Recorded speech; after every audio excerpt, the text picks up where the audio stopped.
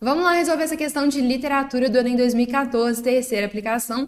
A gente inicia ali observando a perigrafia e já se identifica ali, né? Já identifica logo de cara que se trata de um texto da Adélia Prado, que foi uma escritora do modernismo brasileiro. Então, isso já facilita porque a gente começa a mobilizar ali algumas características do modernismo para conseguir resolver a questão. Bora lá! A despropósito. Olhou para o teto, até lhe parecia um quadrado de doce. Falou sem se dar conta de que descobria, durando desde a infância, aquela hora do dia, mais um galo cantando um corte trator, as 3 camadas da terra, a ocre, a marrom, a rocheada. Um pasto não tinha certeza se uma vaca e o sarilho da cisterna desembestado, a lata batendo no fundo com estrondo.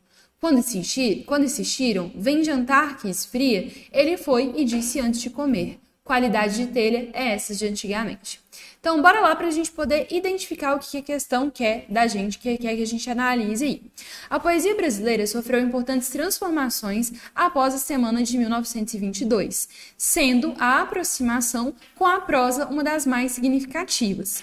O poema da poeta mineira Adélia Prado rompe com a lírica tradicional e se aproxima da prosa por apresentar. Então, basicamente, gente, o que a questão quer da gente aí é o que tem nesse poema que faz com que esse poema ele seja diferente da lírica tradicional e que ele traga ali elementos da prosa. Vamos lá, letra A. Travessão, então basicamente quais elementos configuram a estrutura lírica, né? Nesse caso que difere ali do lirismo tradicional. Letra A. Travessão, beleza, temos um travessão aqui. Estrutura do verso com pontuação comum a orações, beleza, eu só coloco o ponto final quando a oração termina. E aproximação com a oralidade, elementos próprios da narrativa. Temos aproximação com a oralidade? Temos, né?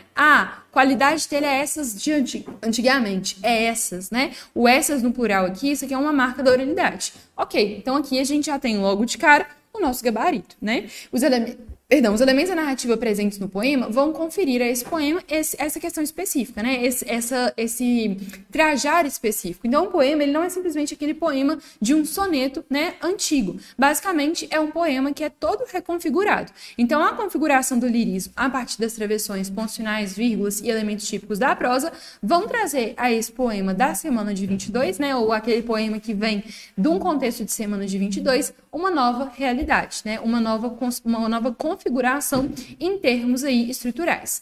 Letra B. Uma estrutura narrativa que não segue a sequência de estrofes nem utiliza a linguagem metafórica.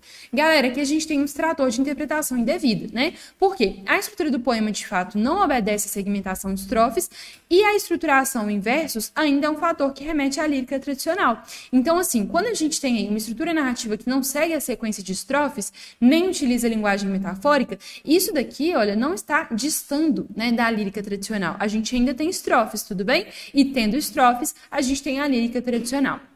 Letra C. Personagem situado no tempo e espaço descrevendo suas memórias de infância.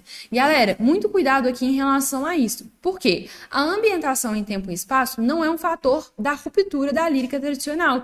A lírica tradicional, muitas vezes, inclusive, ela tem esse tempo, ela tem um espaço, né? Pega, por exemplo, um poema do Gonçalves Dias. Ele vai falar do Brasil, ele vai situar o Brasil. Ele fala sobre quando esse Brasil, de quando é esse Brasil que ele está falando.